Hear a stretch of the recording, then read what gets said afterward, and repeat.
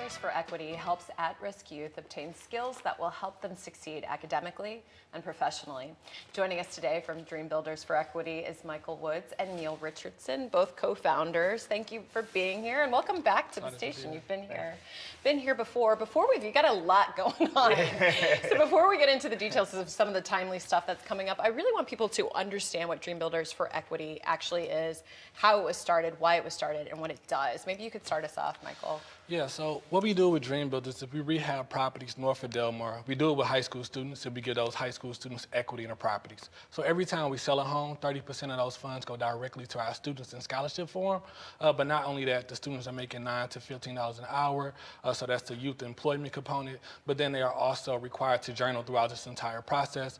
We compile those journals and make it into a book that the students then have 100% ownership of. So again, the whole entire program is really centered around ownership. And when we talk about ownership, we're not talking about just those properties. We're also talking about them feeling invested into those communities.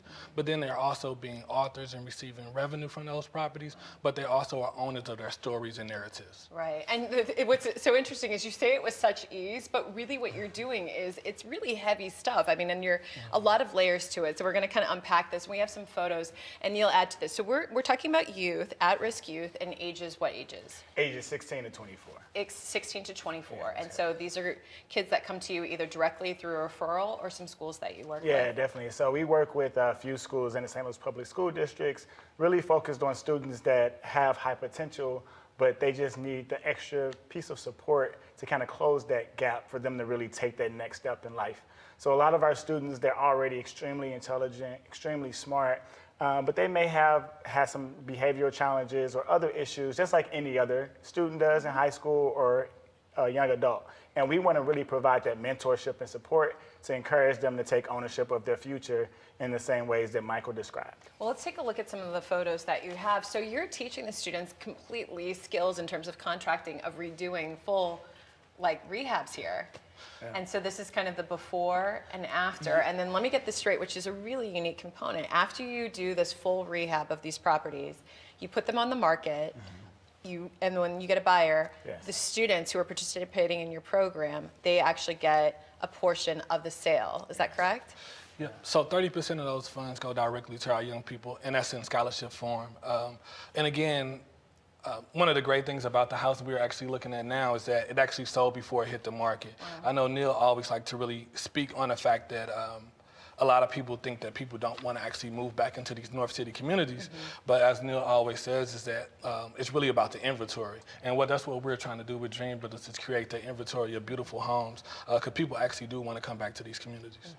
I know we've got a film and a book signing coming up. Before we do that, I think it's really important. The two of you are very close friends. Thanks. How did you even come together to do this in the first place, to have this idea and to have it work? Because I hear and meet so many people where they've got these great ideas, they really want to help the community, but it sort of, plateaus at a certain point. Yeah. But you're actually doing this. How did this all happen? Yeah, so Mike and I actually attended Transformation Christian Church together, and we were about 17, 18 years old. Mike always tells his story.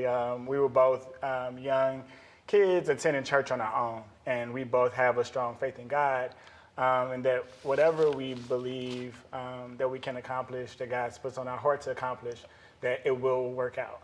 And so Mike, being an esteemed author, he's published 4 books, and I've had over 13 years of real estate finance experience.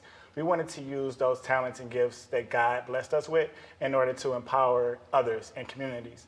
Our vision is really for every community to have the courage to dream, the skills to build, and the resources to own their future.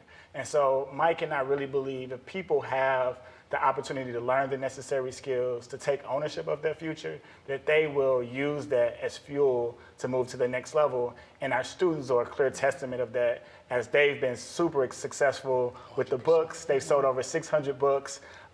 We've earned close to $150,000 in total wealth that was created by our youth in our first 2 years. It's really amazing, and I want to get into, because that's the other component of this, which is the writing and the books, the film coming up. We're going to cover all of that in the second segment. Before you go, head to their website. It really gives you a clear idea. It's dreambuildersforequity.org, of just how tremendous this organization really is and the work that it's doing in the community. I mean, really, really impactful. Head to dreambuildersforequity.org. dreambuilders.org. But as we've been talking about, there's a book signing, there is a film that's even right now screening at the St. Louis International Film Festival. We're going to cover all those details when we come back. So stay with us. We just have a short break. We'll be right back.